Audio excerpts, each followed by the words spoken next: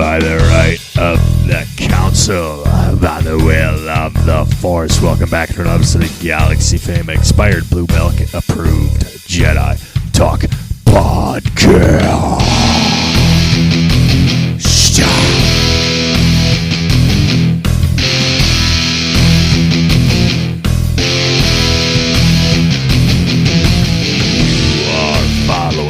At Jedi Talk Podcast on Instagram, youtube.com/Jedi Talk, where you want to send us a DM on Jedi Talk Podcast on Instagram to go see the Mandalorian and Grogu with us for free in a private theater the night it comes out. Seriously, the first showing that the public will get, you're going to see it.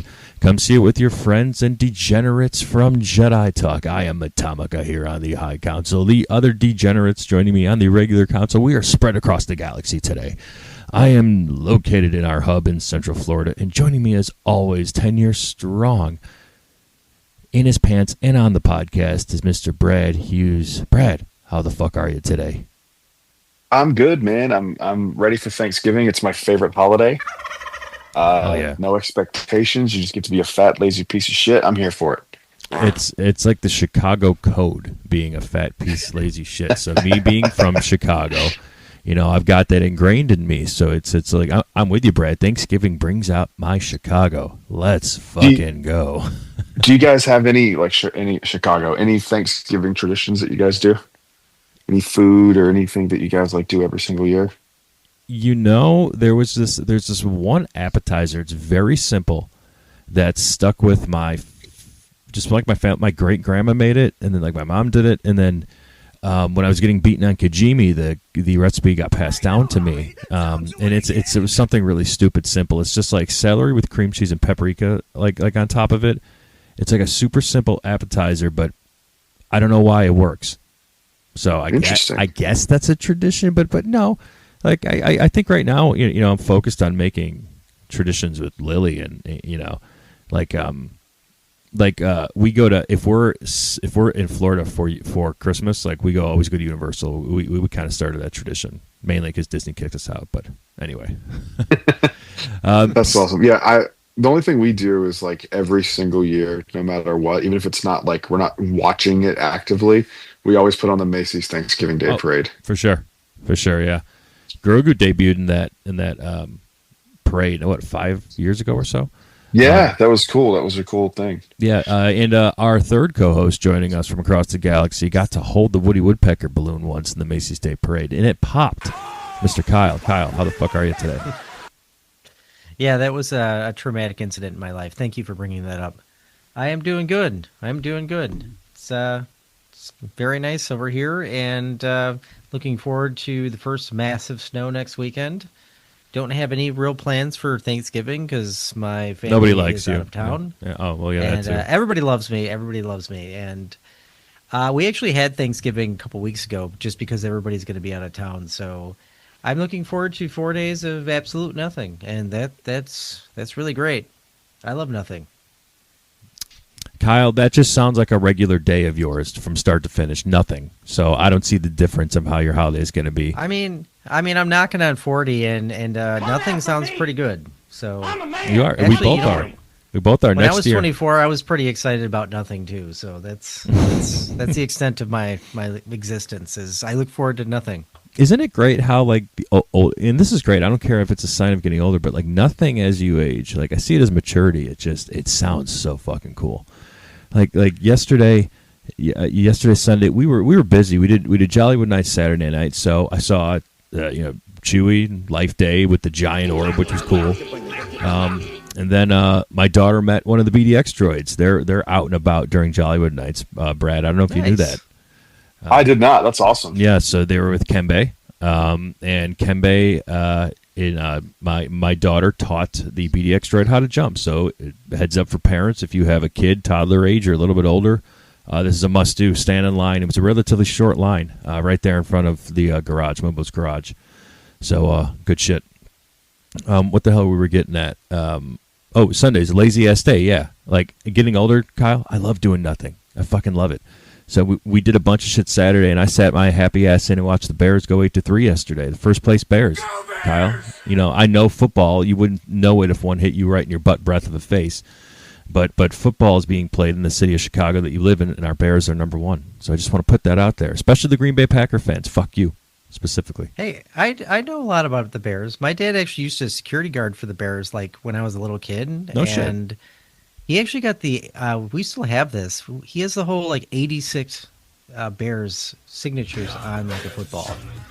So it's like Walter Payton, like all the old school classic players that like. You know, the 85-86 Super Bowl team that the whole city will never shut up about until we win again.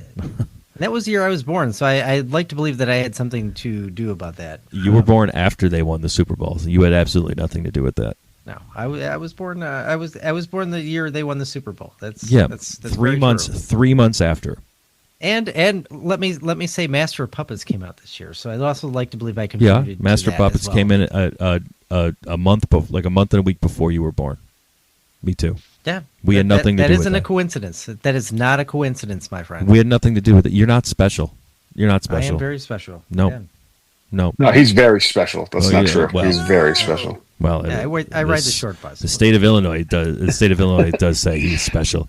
So, real quick, we've got a little bit of news. Well, first and foremost, I suppose this episode will be releasing on the day after Thanksgiving. So, I hope your Thanksgiving was fantastic. I hope you ate a crap ton of food.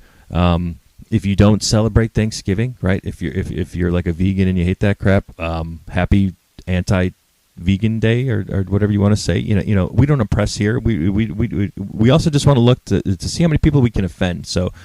Whatever we say, if it offends you, happy that day. So I want you to think of the thing. Happy Indigenous Colonizer Day. There you go. That's due to piss a lot of people off. And Brad, that's why we love you on the show. So that's what Brad does for us. No, just we thank you for listening in general and just happy holiday. I'm down. You can call whatever the holiday you want to fucking call as long as I get off of work. That's happy actually day. Yeah, thank you. I will absolutely take that day off, celebrate. If it requires you to post a YouTube video to actually something, I'll do it for a day off of work, damn it. What did you say? Yeah. So Jon Favreau recently, before we get into our top 10 moments that expired like blue milk, 10 list. Top 10s are back. Jon Favreau talked turning planned 4th season of The Mandalorian into a theatrical film. So I'm reading this off of StarWarsNewsNet.com. Specifically, Eric Lentz posted this article a few days ago, over the weekend. Ever since it looks like ever since the Mandalorian and Grogu film was announced as continuation, fans have been curious in what form Favreau and Filoni's ongoing Star Wars story was going to take. You know, Brad, we talked about this last week and even weeks prior. Like, we just don't want a 4th season on film. Like, it has to be different. So I think a lot of questions were essentially like, you know, and they talked to him like how he and Filoni were initially planned on making the 4th season of the show, but before deciding to pivot to a movie instead. And Favreau said, we were planning on doing a 4th season. I had actually written all of it, and I still have the 4th season sitting on my desk. So the 4th season. So let's stop there. And I think this is an absolute win for this movie. The 4th season is not the movie. Thank God, right? Yeah, that's good to hear. Yeah, because we want this. I'm to glad be they different. didn't go like. The original treatment for season 4 was there, and we just condensed it all and made it a movie. Like, that would not be good. Right. Because that's good. Is good to hear. I don't necessarily think we need a 4th season now, though. I mean, I guess it depends on what happens in this movie. Or maybe, like, it's kind of weird to even bring it up because it's like, we won't know if we even want one until this movie comes out. That's a good point. Kind of weird. Isn't it kind of weird to do that, though? Like, to do a movie and then just, like, go back to, you know, regular scheduled TV. I mean, you know what I mean? Like, I mean, I guess The Simpsons did it. Marvel. So, that's true. I don't know. Something about it just feels grander in a way. You know what I mean? Like, something about I kind of like to see this as get it. I'm with you, man. I kind of like to see this as a trilogy of movies. I think it would be better than any more seasons of TV. Oh yeah. And make no mistake, if this movie does well, if this movie makes $1 billion, get ready for a trilogy. You think so? You think they'll do a Oh, trilogy? for of Mando? sure. Oh, for sure. I mean, why would they not? I mean, the Mandalorian has been the most culturally significant thing since of Star Wars since The Force Awakens. I mean, nothing else is even close. Wow. Do you guys think that Disney is about just money, or are they still really committed to quality? I like Like money. if they told a really good story and it made $1 billion and that was the story, do you think they would just come out with another one just because it would make more money, or do you think they would stay committed to quality? I recently watched an interview with Bob Iger. It was for some YouTube channel that I'd never heard of. It was like everything it was something history related. I forget the name of the channel. It was good. It was a good interview. Before I watched that, I would have probably said that they just want to make as much money as possible, which they're a business. That's their main focus. But I don't care what anyone says, Evan. I actually think that Bob Iger really gives a shit. I really do. Like, I had no idea how much of his like personal inspiration was Walt Disney, and it's not corporate nonsense. Like, he knew things that I hadn't heard before, and that's kind of in 2025 hard to do. What were some of the things he actually knew? There was some stuff about like the way that he had his office set up in California, and like he goes into Walt's office whenever like for like inspiration. Okay. It was like a lot of really personal stuff, and he's pretty transparent about like you can't let a dead guy run the company, but you need to like look to that for inspiration. Right. It was pretty cool. So it's interesting because I think it's both. I don't think in this day and age you can make $1 billion without having something good. Look at Marvel. Just because it was Marvel does not mean it's going to be a success anymore. They've kind of ruined that a little bit for themselves.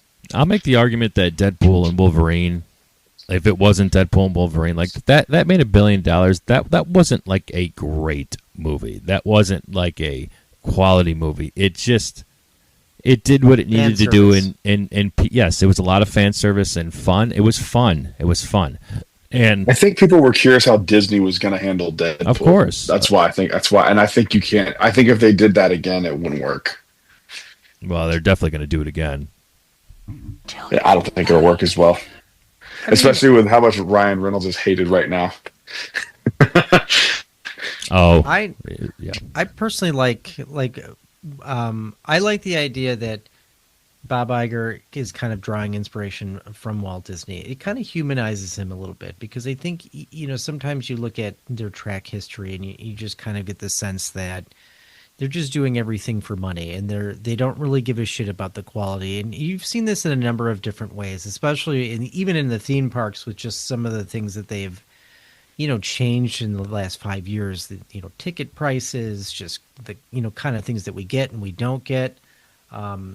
So I like hearing that, and I hope that there's certainly more of that coming from the future. I think that's going to preserve Star Wars in a really positive way. I don't know if there's hope for Marvel at this point, but I guess we'll just wait to see what Avengers Doomsday does. But even then, like, that does really well. Like, it's not like Marvel's going to be set back on track. I don't know. I just don't think that that's going to be the case. There's a lot of people who don't think Star Wars will be set back on track from Disney's point of view, just like you said, But the difference, though, with Star Wars is that, like in Marvel's kind of telling a long story, and they've kind of used up their characters. Star Wars can just take a left turn tomorrow and create a new direction that everybody can really get into. You know what I mean? They can't just fabricate that with Marvel because like there's just this long history of these beloved characters, and I think it's just a lot harder to create a new superhero that's interesting, than it is to create a Star Wars story that is interesting. Because Sure. I think there's just a lot more you can do with it. Yeah, but counterpoint to that, outside of The Mandalorian and Andor, like everything else that they've tried to take even legacy characters. Obi-Wan, people shat on that. I mean, Fallen Order worked, Survivor worked, Acolyte, people shat on that, right? And deservingly so. Skeleton Crew, while it has its fans and it has its starch defenders, Matt, I'm looking at you, our loyal listener. He will every time Brad brings up his hate for Skeleton Crew, Matt's in the comments defending it. So keep on keeping on, Brad. Matt will come after you. People, vehemently will go after the stuff that they've put out. So I think outside of Mando, I mean, I loved Ahsoka, but people will say that took a left turn and that Hayden was wasted and they didn't like the pacing of it. So it's. I think I don't disagree. I think Star Wars will survive, especially better than Marvel. Sometimes I think Star Wars just has to wait out some of those old school fans to just die out, as awful as that says, or as awful as that feels. Jon Favreau also went on to say that it was Mandalorian is a structured movie as opposed to being serialized weekly television show. So there's a larger throw at the whole thing. Thank God. That's exactly what we want. So with that being said, and I don't want to sit here and beat the dead horse here, but with that all being said, and there being a season 4 of the Mandalorian written on Jon Favreau's desk or whatever, great. I'm happy because I don't want season 3 to be the final like Disney Plus on TV season that we got, because while it was okay and served a purpose, it followed up the greatest season of Disney television, arguably, with Mando season 2. Sports so Illustrated said it. It was always going to be flat, no matter what you did. So I think it deserves at least one more season. And we always said, Brad, right? We always thought Mando was going to be 4 seasons for whatever reason. Yeah, it just felt right. Mm-hmm. So we might as well. Jedi Talk was right. Do you think always right with the movie, and if there is more movies after this, like ending the Mandalorian on like the TV series? That's going to really be hard to do because when you think about the movie aspect of it, obviously, like the main difference is it has to be bigger. It has to be more money put into it. But then when you look back at the TV series, how do you really end this in a way that's like satisfying to fans, but it's not like, I guess, like, how do you even do that? When you had this big movie that comes out, and I'm assuming it's going to be big. You know what I mean? But go back to the TV show and say, this is the ending. Like, how do you really do that? The movie passes the eye test. It passes the Star Wars fan eye test. And I don't care what you fucking say. It passes the eye test. It looks awesome. With the AT-ATs falling off the cliff. Kyle, did you hear that? AT-AT. AT-ATs? AT-AT. Falling off the cliff. Do you even know what AT-AT stands for? It's ass and titties. Yeah, that's what I thought. You don't get to have an opinion. Shut up. Wait a minute. Clearly, I know the most about Star Wars on this podcast. Let's be sure. real, okay? You guys. I'll Venmo you just $100 right now if you don't look it up and tell me what AT-AT means. Look in the camera, dipshit. I'm watching you. Ass and titties. I'm going to go with that answer. That sounds right. You're way off. It's all-terrain armor transport. Piece of shit. Oh, Force. Forbid I let this go uncorrected. Kyle, you peppermint-scented Jawa reject, you walking Funko Pop with legs, you Dave Mustaine's illegitimate child-looking gas balloon. I'm cutting into the episodes I will not allow your vocal crimes to stand unchallenged. You said AT-AT. Like a man who failed out of clown college and adult cheerleading tryouts on the same day. Buddy, that's how you pronounce a barcode, not an Imperial Walker. It is and always has been at, as in at crushes Kyle's ego beneath its footpad. Every time you say AT-AT, the Emperor wakes up in his Bacta coffin, sighs and mutters, kill that one. Even Tom, who once got his head stuck in a railing at his uncle's wedding, knows it's at. Brad knows it too. Though he's saying it from the handicap pool lift, he absolutely abuses. Now correct it, Kyle. Before I reroute your datapad to only play Ace of Bases All That She Wants on loop. Actually, that'd improve your life, never mind. So it's AT-AT. by the way. And look, I want to let everybody know, and this is what we do on Jedi Talk. We're going to get to the top 10. I promise. We're gonna blow through it just like we blow through Kyle's mom. But we're going to get to this in a second. This argument happened in our Jedi Talk chat over the weekend or during the week last week of is it AT-AT or AT-AT? So both Brad and I are team AT-AT, and Kyle is delusionally defunct a little bit in the prefrontal cortex of his brain. Star Wars Rebels said it was AT-AT. Okay, but remember when we showed you? I videoed it to you guys, and then they said it. Remember when so we it's clapped? Not wrong. Remember when someone also calls the Falcon the Falcon. That's not how you say Falcon. But and this is an Lando official Star Wars Han. canon TV show that is beloved, and they had said AT-AT. Now, how could that be wrong? You guys love Rebels. You're saying that this is wrong. What Brad said corrected what you were trying to attempt to say there, and Lucasfilm, when George Lucas, by the way, who created all of this, was still head of Lucasfilm before he sold it in, what was it, 2010? They told, it was a video I sent to you, they told, I can't remember who it was, the official term, or the way to pronounce it was AT-AT. I shared that video with you. Let me ask you this. How does George Lucas pronounce ATST? Does he say ATST or does he say ATST? He says go fuck yourself. That's how he pronounced it. That's what I thought. Oh, no, you wouldn't say that. Down. What does ATST stand for? Ass and titties and super. Sucking titties. Yes. We'll go with that. You know there were oh my God, there were ATSTs in Fallen Order. Yes. They're scout. Yes. They're scout transports. They're all-terrain scout transports. There you go. Today you learned. I know Fallen Order very well. Do you? Thank you. Mm-hmm. Do you remember the name of the clone trooper that you get the sense echo over? Oh yeah, I'm gonna remember that. Okay, that's such a random comment. It's like, what was the color of the sky at in the second chapter of the game? I'll have you know, you're talking to former Star Wars trivia champions, so it's kind of important. Welcome to a Star Wars podcast. We get people like that. Brad and I went on a trivia show and got our ass kicked. I could watch anything Star Wars and just pick some random detail and be like, what is it about that? And you guys wouldn't know what it was, and you would feel dumb. That's right. Yeah. If I were to do the same thing about Supernatural, you wouldn't come to defend Jensen Ackles or whatever the hell his name is with your shirt and your fan club. I would defend him. Yeah, for sure. Yeah, because he's awesome. Yeah. Oh yeah. You sure do think he's awesome. Yeah. Well, I do. Wink, wink, nudge, nudge. You know what I mean?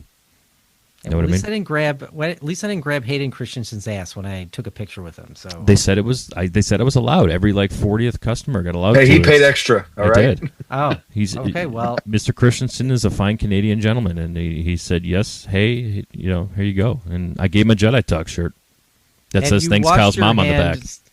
Have you washed your hands since that moment? I'm guessing no. Correct. I have not. Nope. It is one with the Force now, and a lot of bacterial infection. I see. All right. No immediate plans to do so. Yeah, no immediate plans to do so. Paper bagging it every single day in the shower. So if you listen to that line out of context, that could be weird. So let's get to our top 10. Top 10 Star Wars moments that aged like blue milk. Top 10s are back to go away for how long again? Who knows? But we'll probably have more. This is holiday season, by the way. So I don't have any honorable mentions. And basically what this list could be anything. We just could have fun with it. If it was cringy, if it aged super poorly, if it aged like shitty blue milk out of a bantha tit, we've got our top 10 lists. So Kyle or Brad, do you guys have any honorable mentions? No, I just have the 10. Me too. And I did find a mix of things that didn't age well in canon and other things that didn't age well. Okay. Just things. Yeah, that's fine because I have things as well. I believe so. Brad, why don't you kick us off here? Okay, my first one is going back and forth between two. I'm gonna land with. I think one of the things that hasn't aged well in Star Wars is Yoda, the CG version, and the prequels. That's a good one. Not on my I list, but always that's a thought good it just looked so weird to go from physical puppet Yoda, and then in the prequels. Well, originally the prequels, he was a puppet in Phantom Menace, and then they went back and made him digital, which was an even worse decision. But it just doesn't look great anymore. I mean, he still looks okay, but like it's just bad to go like one. physical to CG. 1,000% agreed.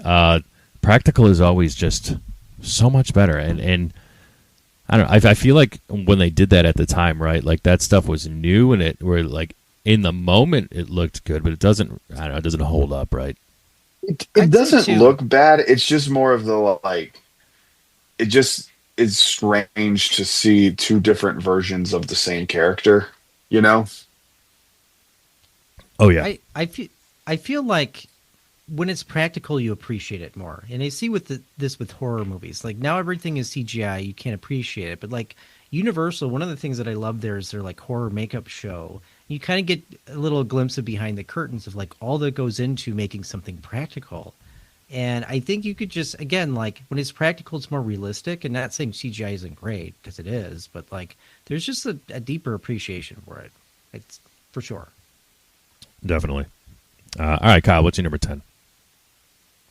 I'd say the Luke and Leia kiss. I think that, I mean, in history, like there's been stories where there's been a brother and a sister that have been together, and that's fine and dandy. I mean, like Game of Thrones, but What? just something about it when you watch this again, it just didn't seem right.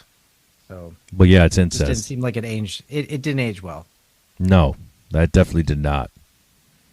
I mean, and in all theory, it really should be the top. It should be the top.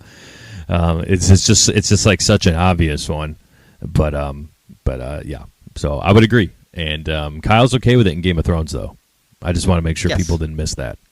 If you saw Game of Thrones, you'd understand, but you didn't because you're a douche. Oh, I guess so. I'm just not a. Yep, I'm a douche. I didn't don't watch know what what all you're the bros missing. were watching. Watch Breaking Bad too. What the hell is wrong with you? I have. Brad, back me up on this. I have. I'm with him on that. I know. You watched all of Breaking Bad? No, absolutely. No, not all of it. Not absolutely. I just haven't. There's no reason that I didn't. I just haven't, Kyle.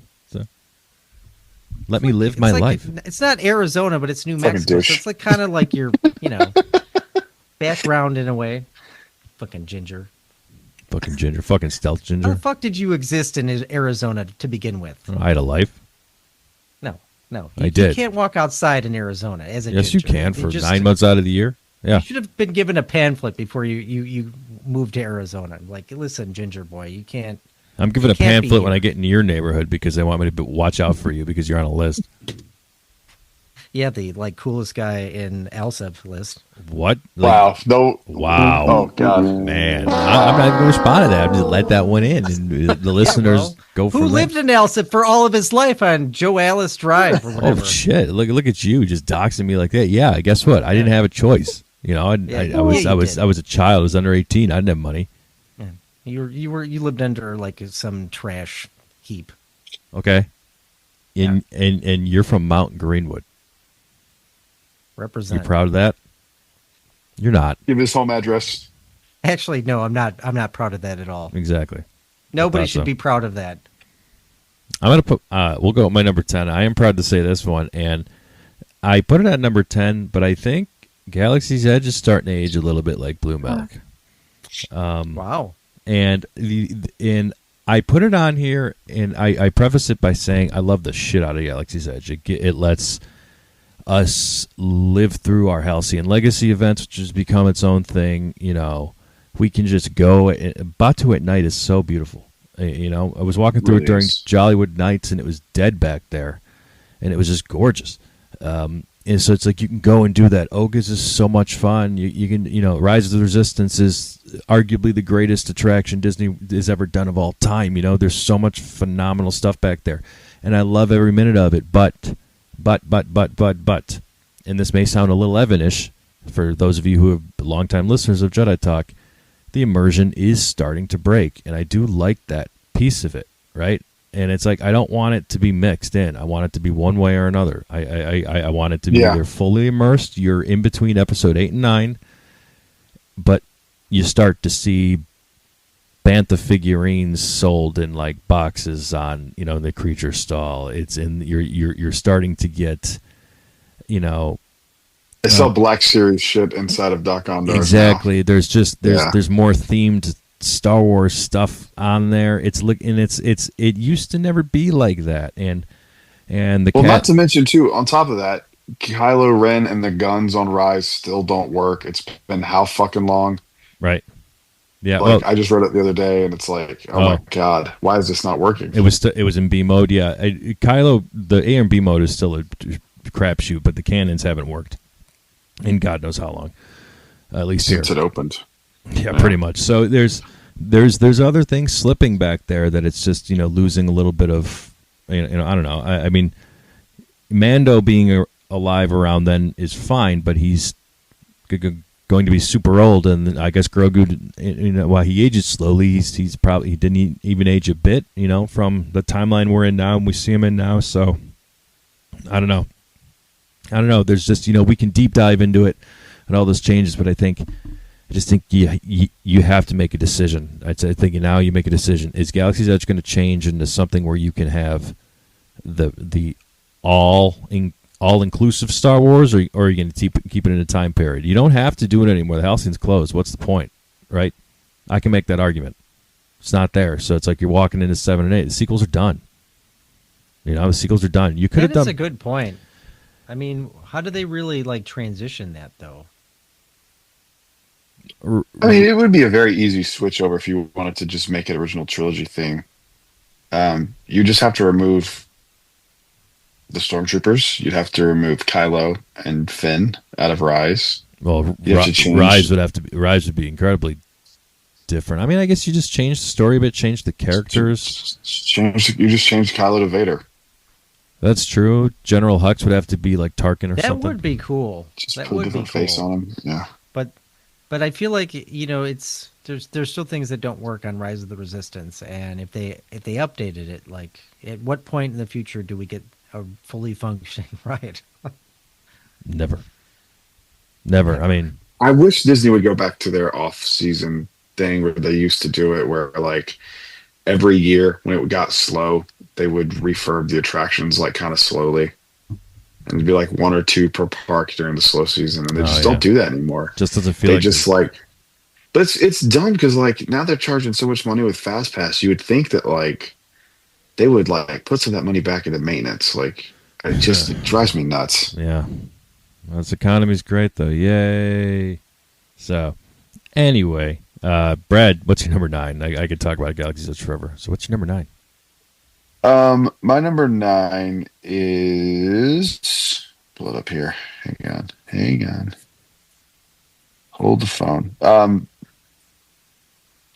All of the original trilogy changes in the special editions, that are bad. We know the ones that are okay. Like, it's still baffling to me why we had a musical number in Return of the Jedi. It's still baffling to me that they could have put that lightsaber scene in there and made that look good and chose not to. Yeah. There's so many like dumb things that they did with the special editions that just still to this day is just I fast forward through it. I know. Jedi Rocks is a questionable decision. I don't get it. It's bad. Just wanted to appeal more to kids. I don't know. I guess, but I mean, I feel like when people say that, they just assume that kids are stupid and like won't like anything unless there's fart jokes. That's true. Which is frustrating because that's not true. Yeah. Yeah, fart jokes are much funnier as an adult. Yes, they are. Yeah. Some things never change. I would agree with there. Those bad changes are bad. They make it borderline unwatchable. I don't know, say unwatchable. The scenes. Okay, yes. Yeah, yes, the scenes are unwatchable. Yes. For sure. All right, Kyle, what's your number 9? I think Slave Leia bikini is a little cringy. I mean, at least by today's standards, like I feel like that would never happen if they did Star Wars. If they did a Star Wars movie, that would just never happen. You know what I mean? Yeah, no, it definitely wouldn't. Oh, definitely And- not now. and- Yeah. But they and changed the furthermore, like- Slave One name. They're not putting Daisy Ridley in a metal bikini. No. To further, like, why was Jabba the Hutt wanting to put her in a bikini? Like, is he He's a freak, dude. like, is he like into Leia? I mean, is that his thing? Probably. I don't know. Yes. He's just like, he's a drug lord. He's just like a slum lord. He just was a power trip, I guess. Just put her in the slave bikini and do things for me. Yeah, yeah. Is it still called slave bikini, or do they like just remove that word from it? No, I mean, They don't even really like address it. I don't think they've done anything with it since Disney bought them. yeah, they've really There's never. got to be some action figure out there, though, right? Yeah, pre-Disney, it exists and it's very expensive. I'm gonna try. Is to it a look- Black Series? Yes, it is. It is a Black Series. I'm pretty sure it's a Black Series. Probably it's like Prisoner Leia. No, it's Slave Leia. But like, I'm almost positive Disney never released it. Oh, this one's only $90. There has to be something wrong with it. It's Slave Leia number 5, orange line. It says it's $90. Yeah. No, that's OG. Mm-hmm. Yeah. Black Series Orange Line. It That's OG. Then this other one's $275. That's crazy. Must be different condition, but yeah, it's out there. It's out there. It's pricey, but it definitely up to today's standards. But I mean, it also gets the point across of just Jabba's just a crappy cotton candy filled individual. That he is. My number 9, that aged like horrid blue milk that comes out of a deflated bantha tit, is it's this one thing to me that bothers me personally, and I know you could piece things together and say from a certain point of view, but when Leia, when Luke asks Leia, do you remember your mother? And she says, oh, a little bit when I was younger. No, you don't. Now we know that. I mean, really? Like, unless you're talking about On my list too. Yeah. Unless you're talking about, your adopted mother, which you should have a complete, full working knowledge of, because we were introduced to you maybe for 15, 20 minutes or so before we watched them blow up. So yeah, and I guess when George went back and made the prequels, you don't have to clean up everything, but that's an important line there, I guess. And you could argue it and say what Leia thinks she has memories, or maybe she was lying to Luke. I don't know, but I just don't believe so. I think it was just something that was missed, and it was just a little sloppy. And every time I hear it, it's like, Padme saw you for like a second. You saw her for like a second, so. I don't know, man. I remember being born. I was Oh, there. sure. I Yeah. remember it Yeah, vividly. okay. It's one of my most defining moments. Mm. It's dumb as shit. It's dumb as shit that they this is one of the reasons I said that she should have been kept alive when we did our changes in the prequel trilogy, Sure. because it's like, it doesn't make sense that she doesn't remember, that she remembers her.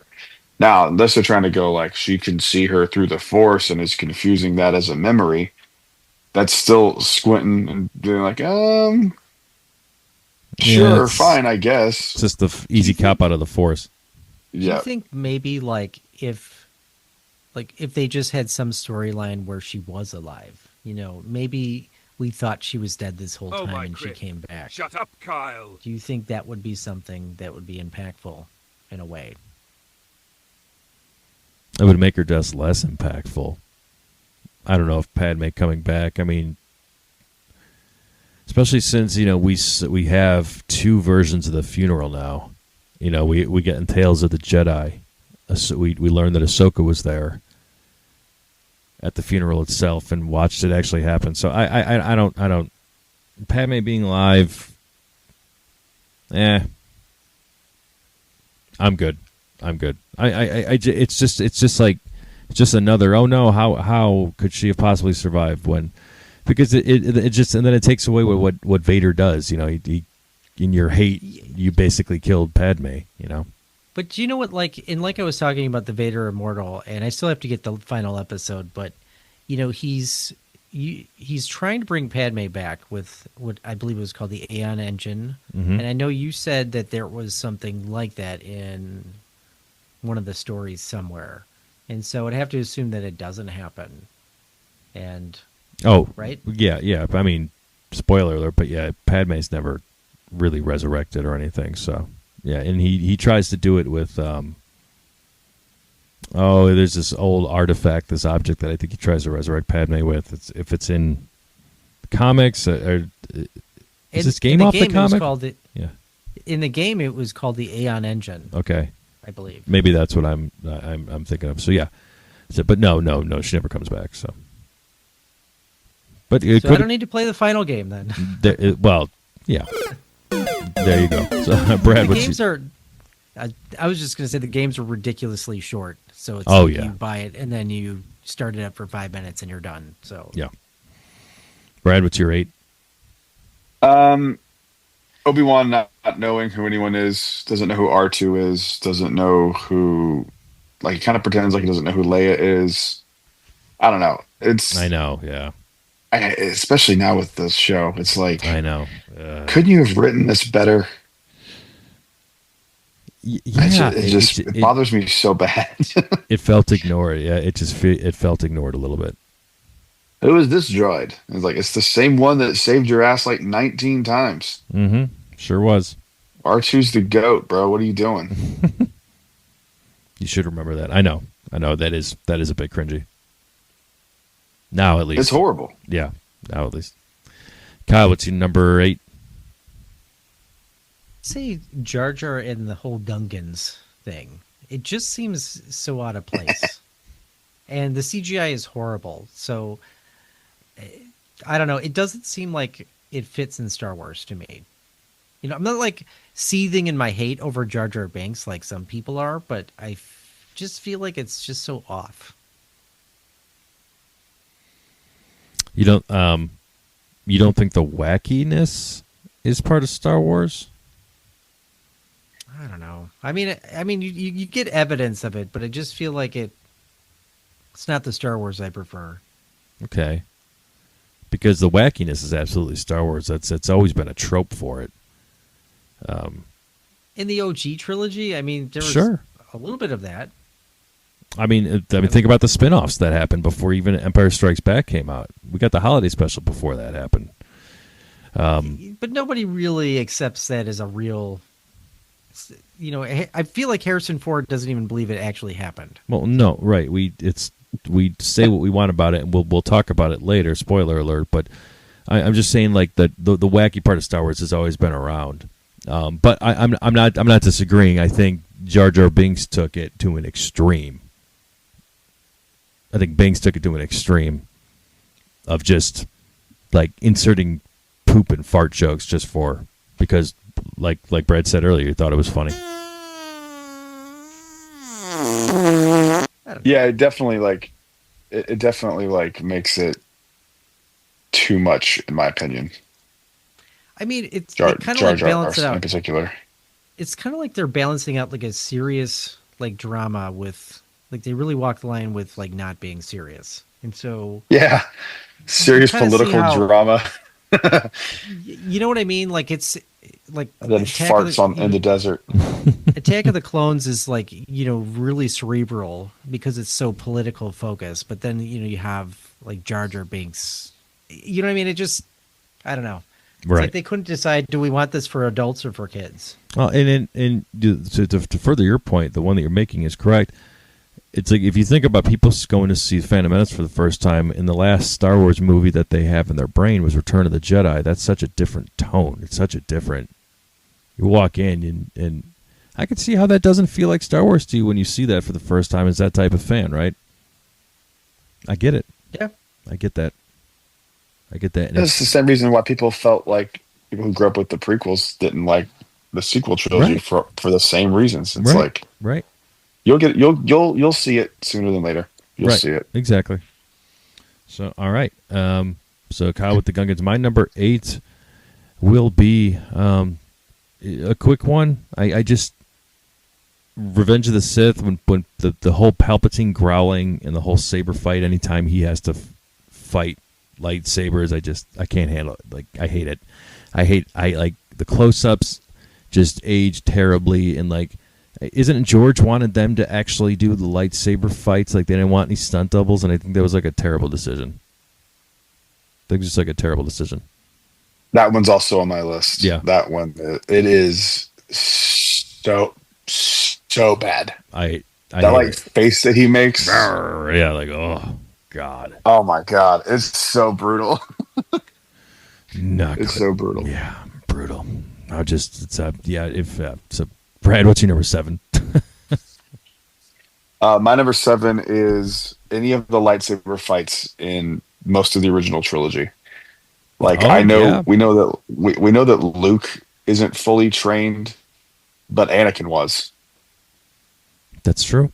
Yeah, that saber fight against Kenobi it's so lazy. Yeah. It is. It's so bad. And it's like, again, if Anakin, the Anakin that we know, and the Obi-Wan that we know, if Obi-Wan was that frail, Anakin would not have gone that easy on him. I know. That's true. Like, why is he holding back? Like, Vader could have just snapped his neck with just like a blink of an eye, technically. Yep, he could have just seen him and crushed him from 20 feet away, and just because he's only gotten stronger and Obi-Wan's gotten way less powerful. So exactly. Yeah, it's going back and after watching the prequels and seeing that is like really, really annoying. I completely agree. I didn't put that on there, but oh man, I agree. Yeah. So, Kyle, what's your 7? That is actually my 7. Oh shit! And really, in particular, just like the duel between Obi-Wan and Darth Vader. I mean, here's two characters that were supposedly had so much history, and again, like when you watch Obi-Wan Kenobi and you see like this story really flesh out, like there's a lot of anger there. There's a lot of animosity, and it just seems like an old man duel. It's like two old guys fighting over like the last watermelon at the grocery store. Like it looks like just bad. And then you compare it to the Phantom Menace, where Darth Maul is fighting Obi-Wan and Qui-Gon Jinn, and it's just so much more like there's so much more fire in that scene. Can somebody check on Ray Park, by the way, talking to Darth Maul? Yeah. Dog, that dude. Go to his Instagram if you're wondering. It's lots of stuff out there. No thanks. Yeah. No thanks. But anyway, I just feel like the old man duel at the end between Obi-Wan and Vader is just very cringeworthy. It is. It is. Everything you guys said and more. It's true. Especially with what we have now. It feels weird. It feels weird to think that's very like, weird. It feels like that's like such a peak lightsaber fight, And at least they get better. Like Luke's and Vader's in Return of the Jedi is better, but it's outside from being like emotionally connected to it. Like from a technical aspect, they don't that can't hold a candle to the ones that came after them. So no, definitely not. And like, look, we know we're not stupid. People are going to comment, that was 1977. You didn't have the ability to make it. Yeah, we know. But we're pretending this is a perfect world, so shut up. Shut the fuck up, Evan. We get it. So, my number 10987, I'm going to keep in the original trilogy, specifically. I want to make sure I get this quote right. I did have it written down. Let's see here. When Obi-Wan in Episode 4, especially with how the Stormtroopers are portrayed now, but his quote, "These blast points, too accurate for sand people. Only Imperial Stormtroopers are so precise." Oh, okay. Are we sure about that? Like, infamously, the Stormtroopers' aim is terrible. The Mandalorian made a whole scene out of it. Yep. And in Fallen Order, if you creep up on some Stormtroopers, I think it was on Zepho, you hear them bitching about the Empire's rations being shitty, and that's why their aim is so bad. So it's like it's works into canon now how bad they are. So it's like that's just it's every time I watch A New Hope, it's like I seemingly forget about that line, and then when I hear it, I'm like, oh man. Like I can see how they used to be good. The clones are good. The clones were good, right? Like the clones are precise, but now it's just like Damn. Just a bad line for me. I don't know what you guys think. Yeah. I'm with you. All right, Brad, what's your number 6? Mine is how Han Solo got his name in Solo: A Star Wars Story. Oh, man. Great call out. I fucking knew this was going to happen. I fucking knew it. I called it on the podcast leading into Solo. Did you? I'm going to have to go find this. Did you really? I have no. Yeah. I was like, there's going to be a scene where he just like says that his name that he just is given the name Solo. Like I knew it. I knew it was going to happen. It is so gay. I hate it so much, dude. Not that there's anything wrong with that. Yeah, no, but it's. I'm using it in the way we used it in the 90s. I know. I hate it so much. He's like, "Oh, you're by yourself, so you're solo," and it like he dead ass like looks at the camera almost. It's just so ridiculous. Play the Curb music. Play the Curb seriously. So you're by yourself. So one would say you might be Han Solo, and then like the CSI Miami. Yeah, we don't get fooled again. God, I hate it. It's one of my least favorite things in all of Star Wars. That's a good one. That's a great one. Good. I hate it so much. Good call out. Kyle, what's your number 109876? Boba Fett dying. I just think that's just so stupid. Like he gets tapped, and the most ruthless bounty hunter in the galaxy just gets like tapped and falls into a Sarlacc pit. Said it on last week's episode. You're 1,000% right. The dumbest. It just feels like the dumbest thing ever. And again, echoing my sentiments earlier about, Boba Fett just not. I'm not understanding why he was so revered in the original trilogy. Yeah, I'm gonna bring that up a little bit when I talk about my number 1, but I completely agree with you. Last episode, I said when we were talking about original trilogy changes, I would love to change how he died. Just like Han Solo farted in his particular direction, and Boba Fett fell into the Sarlacc pit. I mean, like it would have been cool just to get a little bit more of his abilities. Like see him like murk out like a ton of rebels. Kind of like the scene in Rogue One with Darth Vader, where he just like destroys a hallway of rebels. Show us something like that, and then see him go out in style. Like if it's a good character, you have to give him a good death. And this was just lame. That's fair. The best Boba Fett we've ever gotten was in the Mandalorian season 2 when he shows up to get his armor, or is it his armor back? Yeah, he shows up to get his armor back when they're on Tython, and he just murks all those fucking. What were they? Troopers up. They were Moff Gideon's crew. My God, that's the best Boba Fett we've ever seen. So good one. I agree. My number 6, we'll go to Return of the Jedi and the Ewoks. And we love Ewoks, and they're so cool, and they're cute and cuddly, but they never started out that way. The Ewoks eating the troopers, and then like almost our heroes. That's a little cringy now because everybody loves Ewoks. They're all furry little, fuzzy bears that.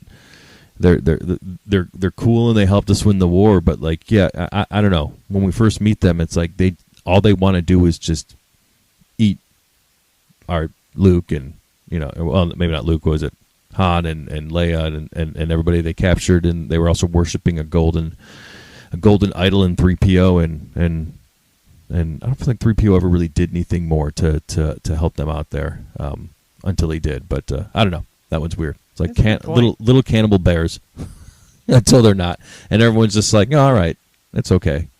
They helped us win. Brad, what's your number 5? Number 5 is all of the uncomfortable.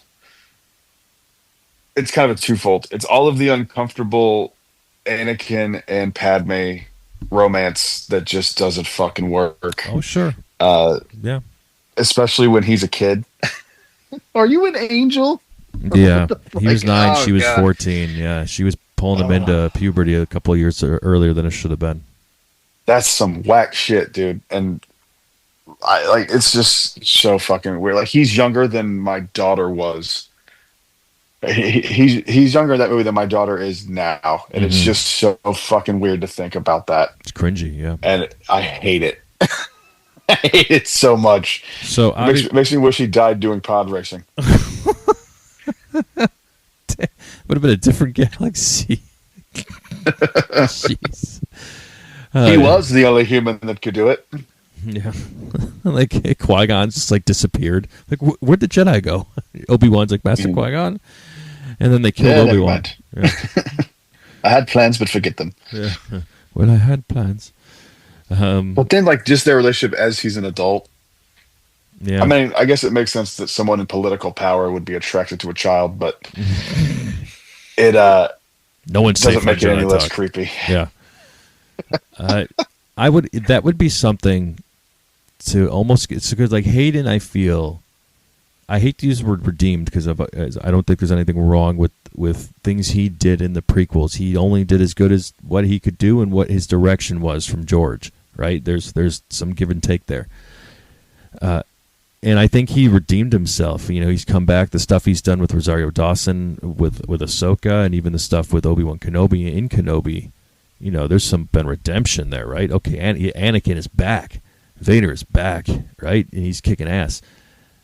I'd love Brad to see Natalie Portman maybe just come back for something, even if it's Ahsoka. Can you imagine a flashback? She's remembering spending time with Padme and Anakin. That'd be so sick. Oh, I would love man. to see it. I mean, you can tell me she came back for Thor, but not Star Wars. Get the fuck out of here. Come on. Thor blows. It's the blowiest bunch of blow that ever blew. So I'll go on record with that. MCU does Thor shitty outside of Infinity War. I think Thor's awesome He's great. in Infinity War. Yeah, he's great in the Avengers movies, but he's not great in his own stuff. Yes, his own stuff sucks. Kyle. And it's not because of him. It's just those movies are not great. Yes. Speaking of not great, low-hanging fruit. Kyle, what's your number 5? I would say the Luke and the whatever they're fucking called, Talasiren milk scene in Last Jedi.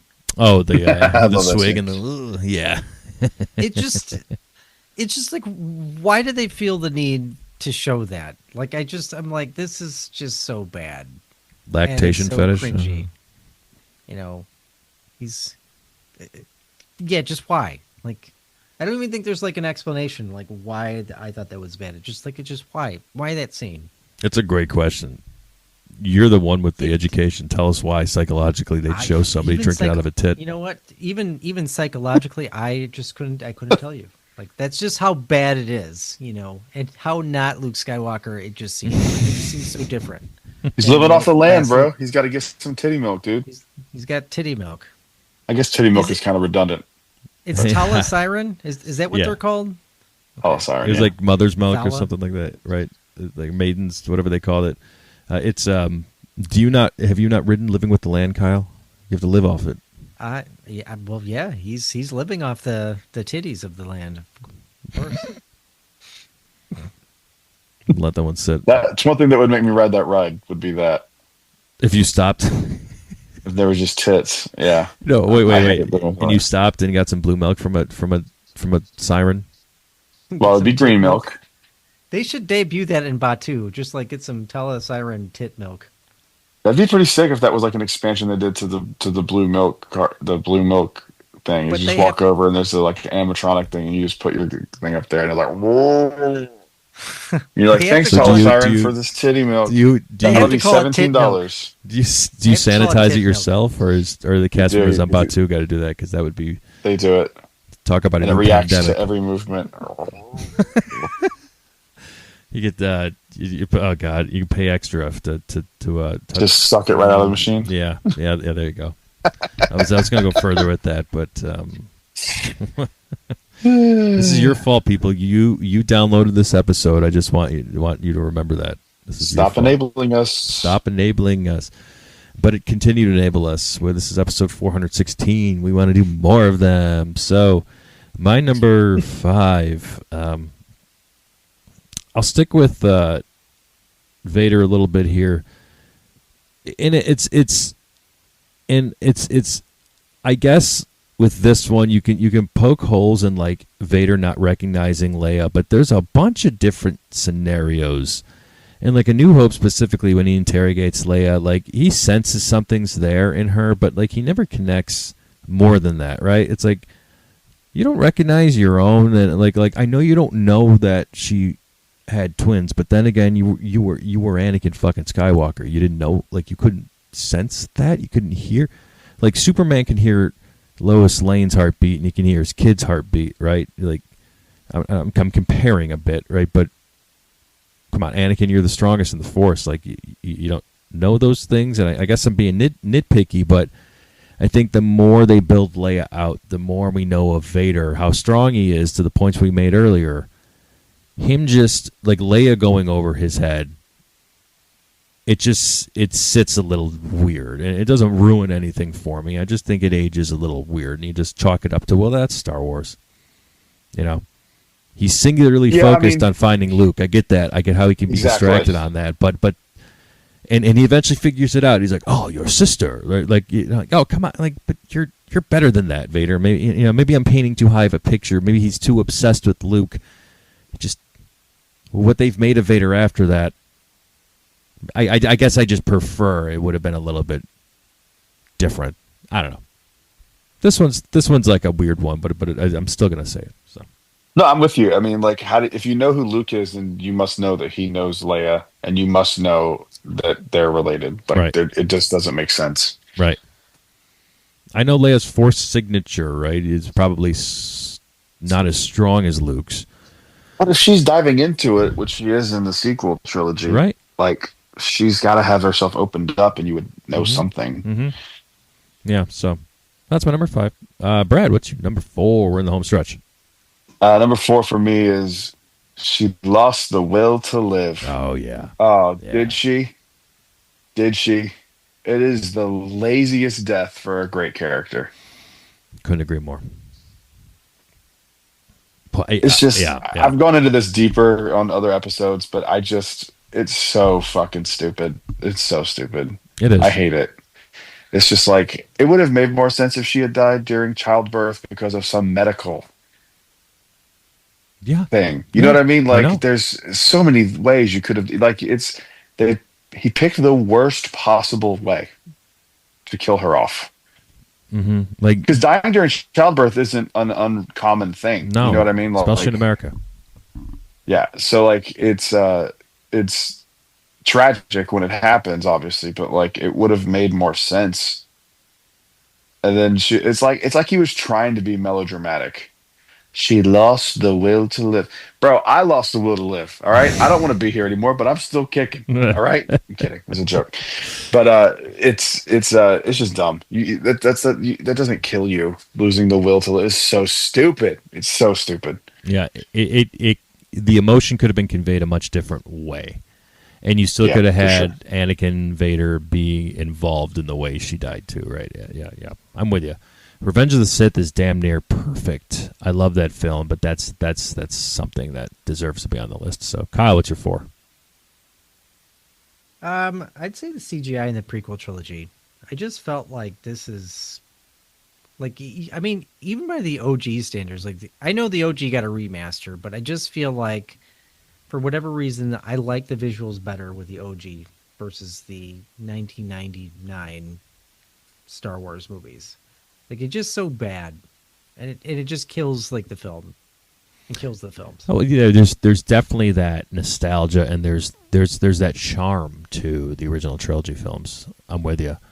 But can I? It goes back to the argument of mostly practical. Yes. So it always looks better. But isn't the opening to Revenge of the Sith all CGI? Like that one shot. Yeah, that long shot. I don't know, not all, because like he's in there. Sure. He's in the cockpit and the physical, and that that's there. But the way they get to that shot, that holds up. I think I agree with you with Phantom Menace and Attack of the Clones, Kyle, 1000%. I think I think Revenge of the Sith is like you were saying. It's a really good film. That one holds up, yeah. It holds up. There's a weird green tint to a lot of it, though. It's really the Phantom Menace, though. Like, I just feel like just looks so bad visually. Sure. Yeah, I get it. Yeah, there are some parts that you just know, and it looks shiny. Yeah, suspension of disbelief, right? You got to do that for a lot of things, especially if you saw The Flash in theaters. Had to do that. Talk about shitty CGI in 2023. Andy Muschietti, what the fuck? All right. My number 4. I'm going to go with Obi-Wan Kenobi stating that only a Sith dealt in absolutes. We sure about that, Obi-Wan? Wasn't that an absolute itself? And didn't the Jedi have multiple absolutes? You couldn't do this. Death didn't exist, right? No relationships? Yeah, no relationships. No, it's not no relationships. It's no attachments. Those are two different things. Okay, all right. So that's still... But they could have attachments with the ships and the lightsabers that they owned and everything else that came along with it. That was okay, but they couldn't... Like, material possessions were okay, and then they weren't. With the Jedi, they were very so inconsistent. So it's like for just to say, only a Sith deals in absolutes is like looking into a mirror, and it's just, it makes the Jedi more interesting. But that one I have to call out. It ages like shitty tit milk. A lot of those rules of the Jedi stuff really don't age well because none of it's ever followed anyway. It's the truth. They try. I mean, to an extent. I mean, Luke. Unless, until Starfighter, when Amy Adams says, "I am Mara Jade," and then she has her Iron Man moment, he won't have any physical attachments with whom he had sex with and bore a child, which is Ben Skywalker. You heard it here first in Jedi Talk. So that was my... I was thinking about this the other day. Yes. I actually started going, is Starfighter the last name that they went with instead of Skywalker? Well, Mark Hamill actually said Starkiller. His Starkiller, yeah. Starkiller, yeah. So, like, is that what because Starfighter sounds like it could be like a like a World War II flying movie set in Star Wars, that kind of thing. No, it could be the code name of you never know what they called Luke or something. You're really a Skywalker, Projects Ben. Yeah, I still think I think we're on this. This movie might really suck for me now because I might go in thinking this isn't going to happen. It's not. Let's not think it's going to happen. I don't know. I don't. First off, you never know. But I think, thinking rationally, I really do think they're done with the Skywalker stuff, and they're just moving on. We'll see. We'll see. You never know. We'll see. Brad, interesting. We're in our final 3. What's your number 3? Somehow, Palpatine returned. Such a terrible. That itself deserves to be on there. Yeah. Terrible. The Fortnite thing will always be weird to me. That aged poorly too, even though it's still popular. Fortnite. I get it. Yeah. What the fuck were you thinking? Yeah, your oldest is into Fortnite. Obviously, I wonder if loves it. Yeah, so obviously it's a huge thing, and Metallica crossed over into it. So I get the marketing aspect of it, but it's like for Star Wars, just be Star Wars. Canon event, just be fucking Star Wars. Like if you want to throw Palpatine in there as a skin or whatever, I'm down for that. But like having a canon event in a video game like that is just so, and I'll tie that in with this too, is just so, what the fuck are you doing? Yeah. Because now if I want to go hear that, I have to like go watch some 13-year-old play Fortnite on YouTube and hear it. And it's just like, it makes absolutely no sense. It's the laziest possible way you could have brought the greatest villain in cinema history outside of Darth Vader. Sure feels back. That way, yeah. Sure feels that way without. I mean, and now they're backing it's just up, crazy. Yeah, and now the seeds are being planted, and the novels are covering it, and like the TV shows are doing what they can. But man, just to the Gen Pop audience, it just feels weird. So, speaking of, we know they do books and shit, but like that's something that I know. Yep, that shouldn't be covered in that. Mm-hmm. Kyle, it's number 3. My number 3 is depressed Luke Skywalker in The Last Jedi. Oh, fuck off. And I feel like I've talked about this before, but it doesn't track for me. And I was just thinking, like, what if they, instead of made him like this depressed, like, Jedi on Ahch-To, what if they made him have like a psychotic break?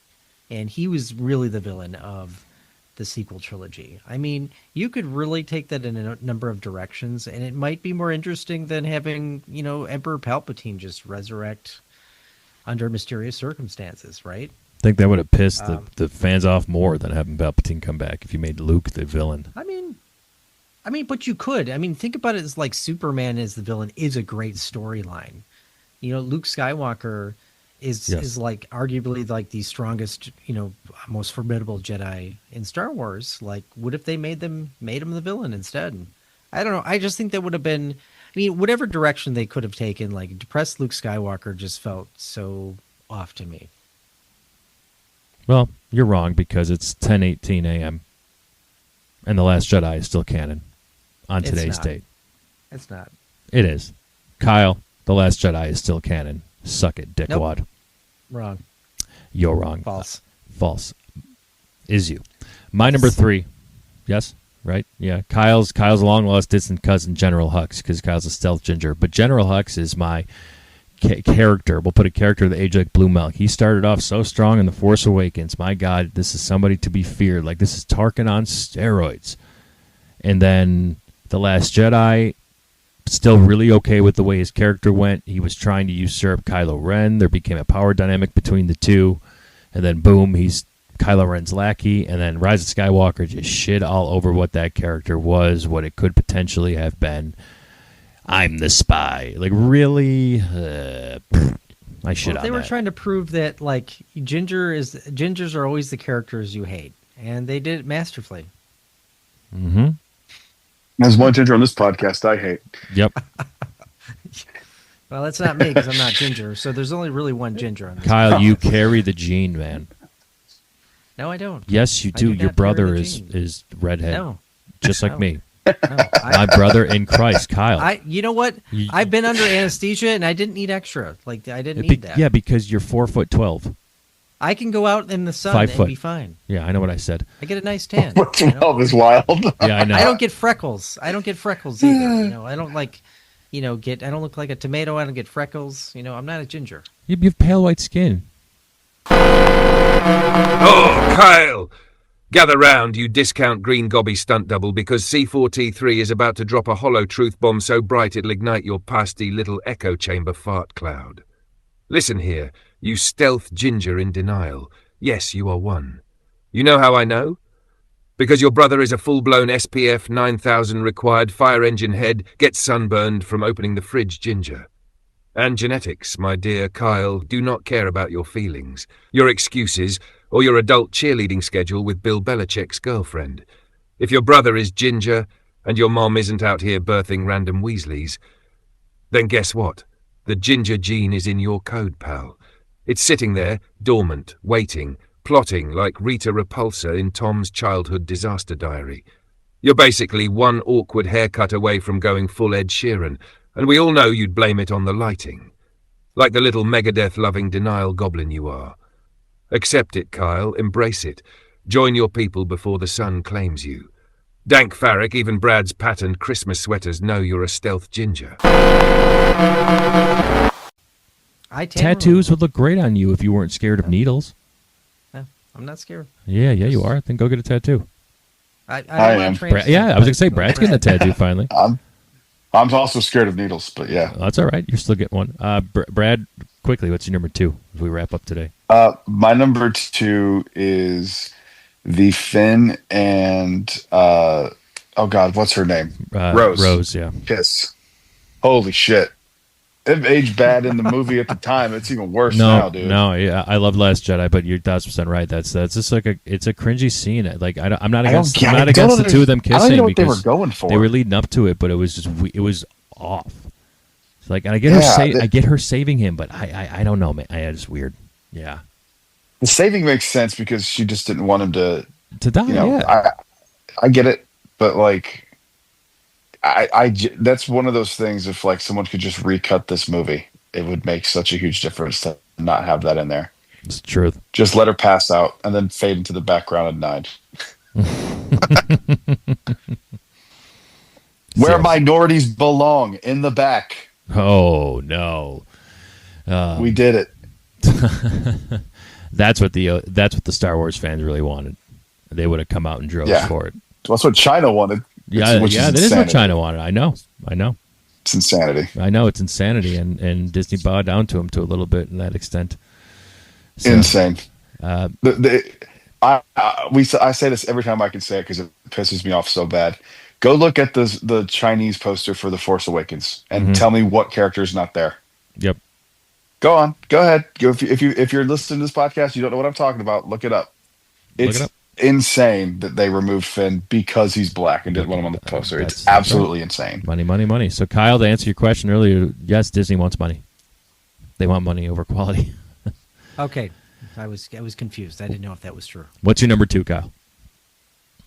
Padme and Anakin's relationship. I like the idea of it. The storyline isn't wrong, but just the chemistry is wrong. It's just so cringeworthy, and like it's weird because like I like both of the actors. I think they did well as their characters individually, but just their relationship felt so off base.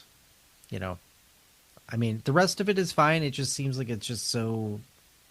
Like, I don't know, they didn't really match well.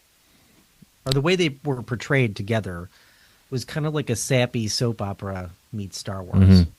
Mm-hmm. It felt forced. It felt like the actors were trying to find themselves.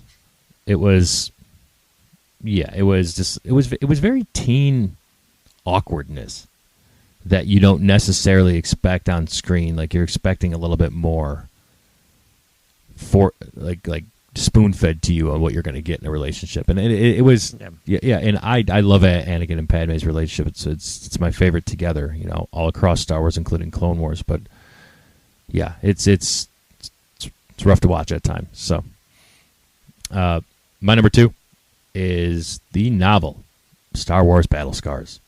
This is aged like massive horse crap, and I say this as a giant fan of Fallen Order and Survivor. Like, those stories that Lucas Games put together for that the story group that they did, it's with the introduction of the Zepho and what you do with the Night Sisters, so good.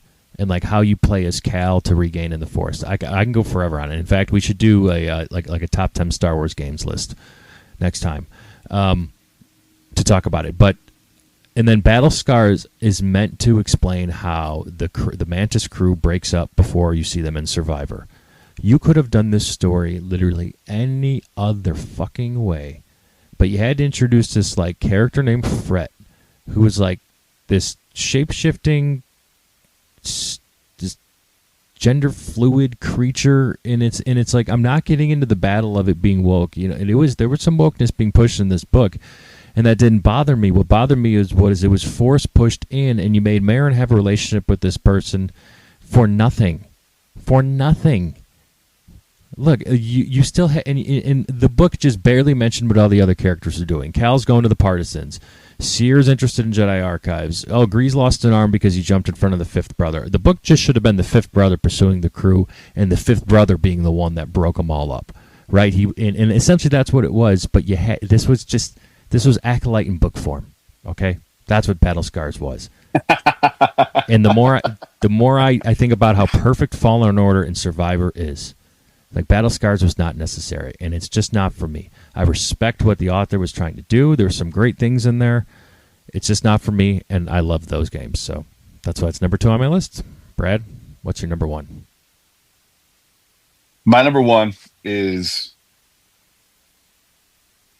I hate this scene so much. It's an eye roll for me every time I watch it. It's the headless C-3PO scene. Oh, yeah. In Attack of the Clones. Yep, sure. Oh, my God, it's so bad. Those jokes are so terrible. Like, everything about that just absolutely fucking sucks. Oh, no. Yeah, I'm with you. I get it. What's the one thing he says where he's looking? I'm quite beside myself. Yes. Oh, God. Yeah, it's just like every line that he could take, he took. It's so bad. I hate it so much. Speaking of what I hate so much, Kyle, what's your number 1? I picked Rose and Finn.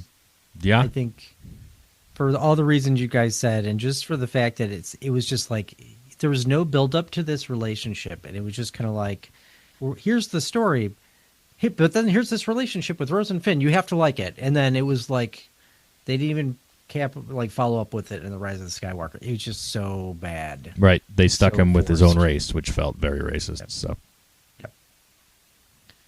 I'm with you. Ray and Finn felt natural as a couple. And That would have made more sense. Mhm. And even you could If say you like needed it would be better than Ben and Ray in a way. I agree, because we wouldn't have all the Raylos out there. Oh God, I hate those people. So last but not least, my number one, and yes, it's not canon, but I have to say that the holiday special, while there's a piece of nostalgia to it, Forgot that. to it, it still exists. And when you watch it, even if you're ready to watch this thing, right? If you comb through it, you view it, and even for the times that this thing came out, what it was, a 78, who greenlit and why, and you couldn't have gotten a better acting coordinator, and Jefferson Starship, they were just broken apart, and they changed their name for this, I think, and it was like they should have handed out magical mushrooms to take when you watch this thing back in the day, because I just don't get it. And then I've never finished it. I can't. I can't get through it. Brad, you and I got to get together and do the voiceover. I think that's the only fun we're ever going to have with this. That would be fun. Mhm. That would be. I'm down for that. But Make sure you guys are really drunk and high before you do it. That'll make it even definitely better. drinking. That'll definitely be a drinking day. Yeah, we'll have to prepare for that. Not eat anything all day so we can consume calories and alcohol and pop brownies. There you go. for your pleasure, people. Oh, I can't do it. Well, you guys have been great. We've been Jedi Talk. Thank you for divulging a little bit longer episode here for your post-Thanksgiving. We'll be back and better than ever next week for episode 417. But Brad, take us home. Thank you guys for listening. We'll see you in the next show. Until then, stay safe. May the Force be with you. Your focus determines your reality. Rise, Jedi Light.